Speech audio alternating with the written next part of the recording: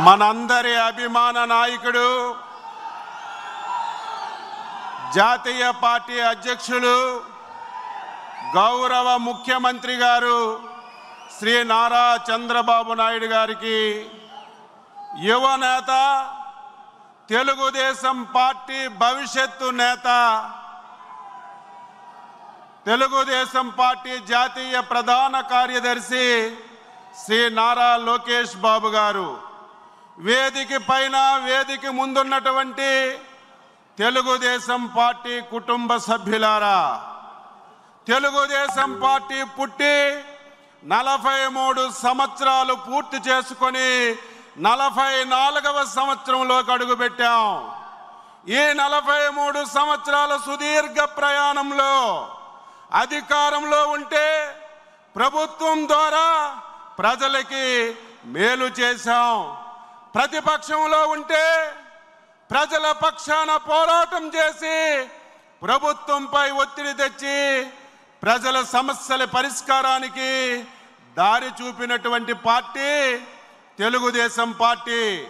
43 సంవత్సరాలు సుదీర్ఘ ప్రయాణంలో కష్టాలు వచ్చినా, ఇబ్బందులు వచ్చినా, గత 5 సంవత్సరాలు ఎప్పుడు రానటువంటి సమస్యలు వచ్చినా కార్యకర్తలు ప్రాణత్యాగాన్ని చేసి ఆస్తులు కోల్పోయి 5 సంవత్సరాలు పనిచేశారు. కాబట్టే మొన్న జరిగినటువంటి ఎన్నికల్లో తెలుగుదేశం ఎన్డీఏ అధికారంలోకి వచ్చిన విషయాన్ని ఈ మహానాడు ద్వారా తెలియజేస్తున్నాను. అందుకే చంద్రబాబు నాయుడు గారు, లోకేష్ బాబు గారు తెలుగుదేశం పార్టీ కార్యకర్తకి జీవితమంతా రుణపడి ఉండాలి, ఉంటామని కూడా ఈ సందర్భంగా మీ అందరికీ తెలియజేస్తున్నాను. ఈరోజు ఒక ముఖ్యమైనటువంటి అంశం వ్యవసాయం. ఈ దేశానికి వెన్నుముక రాజని మైకు ఉన్న ప్రతి ఒక్కరూ నిదానంగా మాట్లాడుతుంటారు, ఆచరించడంలోనే చాలా తక్కువ మంది ఉంటారు. ఈరోజు వ్యవసాయాన్ని అత్యంత ప్రాధాన్యతగా తీసుకొని మళ్ళీ ఈ రాష్ట్రంలో వ్యవసాయాన్ని లాభసాటిగా చేయాలి, రైతే రాజుగా తయాలని మీరిచ్చినటువంటి అధికారాన్ని సంవత్సర కాలంగా ఏ విధంగా చేస్తున్నామో మీ అందరికీ ఒక సందర్భంలో తెలియజేస్తున్నాను. గత 5 సంవత్సరాలు అత్యంత ప్రాధాన్యత కలిగిన రంగాలు వ్యవసాయ రంగాన్ని, నీటిపారుదల రంగాన్ని గత ప్రభుత్వం తాళం వేసి అస్తవ్యస్తం చేసింది. మేము అధికారంలోకి వచ్చిన తర్వాత వ్యవసాయాన్ని లాభసాటిగా చేయాలి. గత ప్రభుత్వం రైతుకి గిట్టుబాటు ధర లేదు, పండిన పంట కొన్నటువంటి నాదులు లేడు, కొంటే 5 మాసాలు 6 మాసాలు డబ్బులు ఇచ్చినటువంటి పరిస్థితి లేదు. మేము అధికారంలోకి వచ్చేసరికి ఈ రాష్ట్రంలో రైతులు ధాన్యం కొని 1600 కోట్లు గత ప్రభుత్వం బాకీ పెట్టిన విషయం గుర్తు చేస్తున్నాను. మేము వచ్చిన తర్వాత 1600 కోట్ల అప్పు తీర్చడమే కాదు, గత సంవత్సరం ఖరీఫ్ కానీ రబీ కానీ ఒక్క ధాన్యం గింజ కూడా ఎక్కడ కూడా లేకుండా ప్రభుత్వమే కొని 24 గంటల్లో రైతు అకౌంట్లో డబ్బులేసి రికార్డు సృష్టించినటువంటి ప్రభుత్వం ఎన్డీఏ ప్రభుత్వం, మన నాయకుడు చంద్రబాబు నాయుడు గారని ఈ సందర్భంగా తెలియజేస్తున్నాను. తక్కువ పెట్టుబడితో ఎక్కువ లాభాలు రావాలి, దానికి ప్రభుత్వాలు ప్రోత్సహించాలి. గత 5 సంవత్సరాలు మట్టి నమూనాలు తీసిన సందర్భాలు లేవు, సాయిల్ టెస్టింగ్ లేదు, ఒక యంత్ర పరికరం లేదు, ఒక స్ప్రింక్లర్ లేదు, ఒక డ్రిప్ లేదు, సకాలంలో ఎరువులు లేవు, విత్తనాలు లేవు, ఇన్సూరెన్స్ లేదు.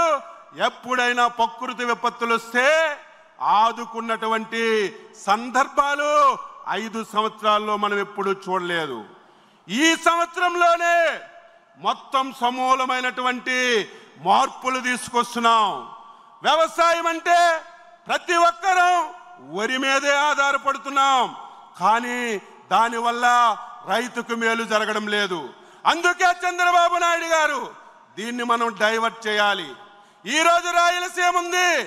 రాయలసీమ హార్టికల్చర్కి ఒక హబ్బుగా తయారవుతుంది.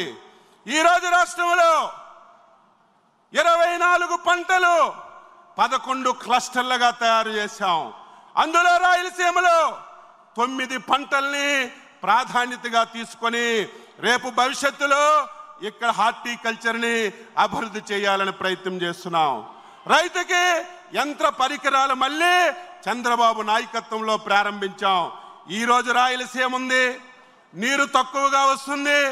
ఆ రోజు చంద్రబాబు నాయుడు గారు రాయలసీమలో ఇరిగేషన్ రావాలంటే స్ప్రింక్లర్లు, డ్రిప్పులు ఉండాలి, అవి కూడా 90% సబ్సిడీతో ఇవ్వాలని ఆ రోజు నిర్ణయం చేసి మనందరికీ అందించారు. 5 సంవత్సరాలు స్ప్రింక్లర్ లేదు, డ్రిప్పు లేదు. మళ్ళీ మనం వచ్చాం. 9 మాసాల్లోనే స్ప్రింక్లర్లు, డ్రిప్పు 90% సబ్సిడీతో ఇచ్చాం. నిన్న లేదు మొన్న కేంద్ర ప్రభుత్వం ప్రకటన చేసింది, ఈ దేశంలో స్ప్రింక్లర్లో, డ్రిప్పులో ఏ రాష్ట్రం ప్రథమ స్థానంలో ఉందంటే ఆంధ్రప్రదేశ్ రాష్ట్రం అని కేంద్ర ప్రభుత్వం చెప్పిన విషయాన్ని ఈ సందర్భంగా మీ అందరికీ తెలియజేస్తున్నాను. ఈరోజు వ్యవసాయం కష్టపడడం కాదు, టెక్నాలజీని ఉపయోగించాలి. ఈరోజు డ్రోన్లు వచ్చాయి, ఆర్టిఫిషియల్ ఇంటెలిజెన్స్ వచ్చింది. అనేక విషయాల్లో టెక్నాలజీ వ్యవసాయానికి ఉపయోగపడుతుంది. ఈరోజు ముఖ్యమంత్రి గారు గురుతరమైనటువంటి బాధ్యత పెట్టారు. ఒక పక్క రాష్ట్రంలో పంటలు విపరీతంగా పండుతున్నాయని ఆనందం ఒకవైపు ఉంది, ఒకవైపు గిట్టుబాటు ధర లేక చాలా ఇబ్బందులు రైతులు పడుతున్నారు. ఈ మధ్య కాలంలో 4 పంటలకి రైతాంగానికి ఇబ్బంది వస్తే ముఖ్యమంత్రి గారు ప్రత్యేకమైనటువంటి శ్రద్ధ పెట్టి మిర్చికి కానీ, పొగాకు కానీ, కోకో కానీ, రాయలసీమలో పండినటువంటి మామిడికి కానీ రైతుకు నష్టం జరగకూడదు. అవసరమైతే రాష్ట్ర ప్రభుత్వం ద్వారా రైతుకి సహాయపడాలని ముఖ్యమంత్రి గారు స్పష్టమైనటువంటి ఆదేశాలు ఇచ్చారు. తప్పనిసరిగా మళ్ళీ ప్రతి ఒక్కరూ వ్యవసాయమే మేలు, వ్యవసాయమే చేయాలనే విధంగా ఈ ప్రభుత్వం ద్వారా మీకు అన్ని విధాల సహాయ సహకారాలు అందిస్తామని ఈ సందర్భంగా తెలియజేస్తూ ఈ సబ్జెక్టు మీద మాట్లాడే అవకాశం కల్పించినటువంటి ముఖ్యమంత్రి గారికి, లోకేష్ బాబు గారికి మరొకసారి అభినందిస్తూ సెలవు తీసుకుంటున్నాం. జై హింద్, జై తెలుగుదేశం, జై తెలుగుదేశం, జై తెలుగుదేశం. చంద్రబాబు నాయకత్వం, చంద్రబాబు నాయకత్వం, చంద్రబాబు నాయకత్వం, నారా లోకేష్ బాబు నాయకత్వం, నారా లోకేష్ బాబు గారి నాయకత్వం. ధన్యవాదాలు అచ్చెన్నాయుడు గారు. ఇదే తీర్మానాన్ని బలపరచవలసిందిగా మాజీ మంత్రివర్యులు దేవినేని ఉమామహేశ్వరరావు గారిని మాట్లాడవలసిందిగా కోరుతున్నాం.